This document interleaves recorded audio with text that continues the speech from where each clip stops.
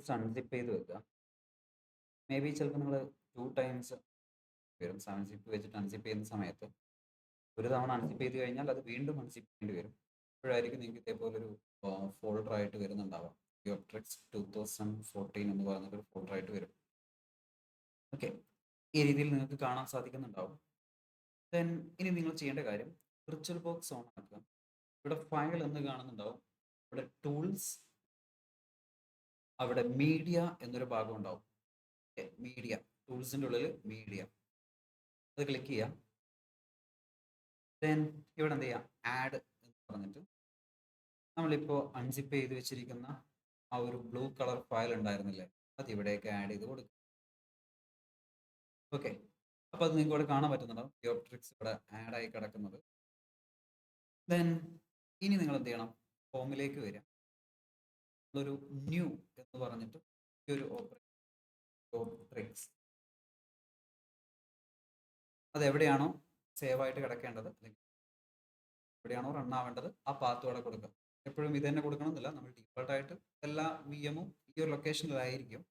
വേണമെന്നുണ്ടെങ്കിൽ എക്സ്റ്റേണൽ ഡ്രൈവോ ഏതെങ്കിലും ഒന്ന് കൊടുക്കാം. ദെൻ ഇവിടെ ISO ഇമേജസ് കൊടുക്കാനുണ്ട്, അവിടെ ഒന്നും കൊടുക്കണ്ട. ദെൻ OS ചോദിക്കുന്നുണ്ട്. സോ നമുക്കിത് ഏതാ OX അറിയില്ല എന്നുണ്ടെങ്കിൽ അതർ എന്ന് കൊടുക്കാം. അല്ലാന്നുണ്ടെങ്കിൽ നമുക്ക് ഏകദേശം ഒരു ധാരണ ഉണ്ട് അതൊരു ലിനക്സ് ആയിരിക്കും. അങ്ങനെയാണെന്നുണ്ടെങ്കിൽ ലിനക്സ് എന്ന് കൊടുക്കാം. ദെൻ ലാസ്റ്റ് ഒരു അതർ ലിനക്സ് എന്നുണ്ടാവും. അതർ ലിനക്സ് പറ്റും. ഓക്കെ, ഇത്ര കൊടുത്തു വെക്കുക. അല്ലെങ്കിൽ അതർ കൊടുത്താലും കുഴപ്പമൊന്നുമില്ല, അറിയാലോ ഏകദേശം ലിനക്സ് ആയിരിക്കാം. ആ ഒരു രീതിയിലാണ് ഞാൻ Linux, other Linux, other Linux finish എന്ന് കൊടുക്കുക.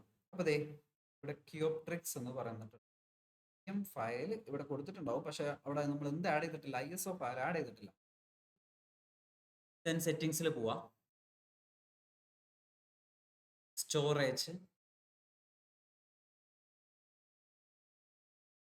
ഇവിടെ നമുക്കിവിടെ കാണാൻ പറ്റും കൺട്രോളർ ID 2 സെക്ഷൻ ഇവിടെ കാണാൻ പറ്റും. ഈ കാണുന്ന ഭാഗം നമ്മൾ എന്ത് ചെയ്യുക, മൂവ് ചെയ്തിടുക. ഇത് ഇവിടുന്ന് കളയാം, ഇവിടെ ആവശ്യമില്ല. കൺട്രോളർ ID എന്ന് വരുന്ന സമയത്ത് add a hard disk click ചെയ്യുക. Add a hard disk. Then നമ്മളിവിടെ കിയോട്രിക്സ് നമ്മളിവിടെ ആഡ് ചെയ്തായിരുന്നു. കിയോട്രിക്സ് 10 GB, ഇത് ക്ലിക്ക് ചെയ്യാം. നമ്മൾ ആഡ് ചെയ്തത്. ദെൻ ചൂസ് എന്ന് കൊടുക്കുക, അത് ഇവിടേക്ക് ആഡായി. ദെൻ സിസ്റ്റം സെറ്റിങ്സിൽ ആവശ്യത്തിലുള്ള സെറ്റിംഗ് ഒക്കെ ഇവിടെ ചെയ്തു വെച്ചിട്ടുണ്ടാവും, നമ്മളതിൽ മാറ്റേണ്ട ആവശ്യമില്ല. നെറ്റ്വർക്ക് അഡാപ്റ്റർ മാത്രം നമ്മൾ എന്ത് ചെയ്യാം, നമ്മുടെ സെയിം അഡാപ്റ്ററിൽ നാറ്റ് നെറ്റ്വർക്ക് നമ്മൾ ക്രിയേറ്റ് ചെയ്തിട്ടുണ്ടാകും. നമ്മൾ ക്രിയേറ്റ് ചെയ്തിരിക്കുന്ന നാറ്റ് നെറ്റ്വർക്കും, ഇനി അതല്ല വൈഫൈ രൂപത്തിലാണ് നമുക്ക് ചെയ്യാനുള്ളതെന്നുണ്ടെങ്കിൽ ബ്രിഡ്ജ് അഡാപ്റ്ററിലേക്ക് മാറ്റി വെക്കുക. ഏത് അഡാപ്റ്റർ യൂസ് ചെയ്തിട്ടാണോ നമ്മളുടെ ഈ അഡാപ്റ്റർ തന്നെ സെലക്ട് ചെയ്യുക. ബ്രിഡ്ജ് അഡാപ്റ്റർ യൂസ് മെഷീൻ ചെയ്യാൻ ഏറ്റവും ബെറ്റർ നാറ്റ് നെറ്റ്വർക്കാണ്. കാരണം ഈ മെഷീൻ നമ്മുടെ കമ്പ്യൂട്ടറിൽ തന്നെ ഡൗൺലോഡ് ചെയ്തിട്ടാണ് നമ്മൾ യൂസ് ചെയ്യുന്നത്.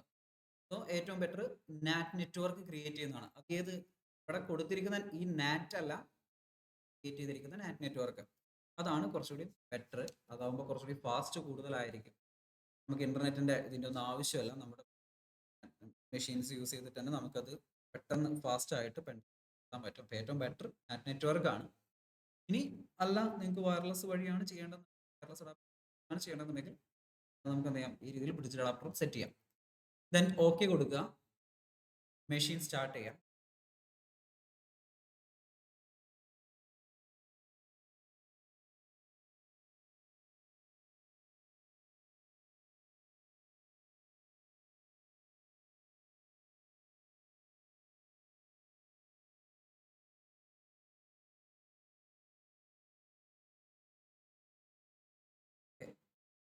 ഇതെന്തുകൊണ്ട് നമുക്ക് ഇതിങ്ങനെ ചെയ്യേണ്ടി വന്നു എന്ന് ചോദിച്ചു കഴിഞ്ഞാൽ, മെഷീൻ ബിൽഡ് ചെയ്തിരിക്കുന്നത് VMwareൽ സപ്പോർട്ട് ചെയ്യുന്ന രൂപത്തിൽ നമ്മുടെ കയ്യിൽ ഏതാണുള്ളത്, വിർച്വൽ ബോക്സ് ആണ്. വിർച്വൽ ബോക്സിൽ നമ്മളിത് രീതിയിൽ ചെയ്യേണ്ടി വരും. ദെൻ ഇവിടെ മൗണ്ട് റൂട്ട് ഈ രീതിയിൽ നിങ്ങൾ കാണുകയാണെങ്കിൽ കമാൻഡ് കൊടുക്കുക, VFS://dev/0p2 എന്ന് കൊടുക്കുക, എൻ്റർ അടിക്കുക. അതോടുകൂടി നമ്മളുടെ മെഷീന് ആയിട്ട് വരുന്നതായി നിങ്ങൾക്ക് കാണാം. ഓക്കെ, മെഷീൻ ഓൺ ആയി. ദെൻ നമ്മൾ എന്ത് ചെയ്യാം, നമ്മുടെ കാല് വെച്ചിട്ട് സ്കാൻ ചെയ്ത് നോക്കാം.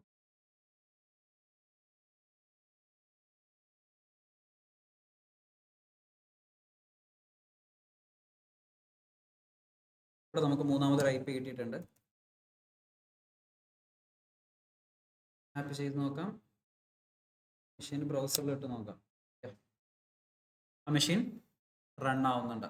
ഇനി നിങ്ങൾക്ക് ടെസ്റ്റിംഗ് ചെയ്ത് നോക്കാവുന്നതാണ്.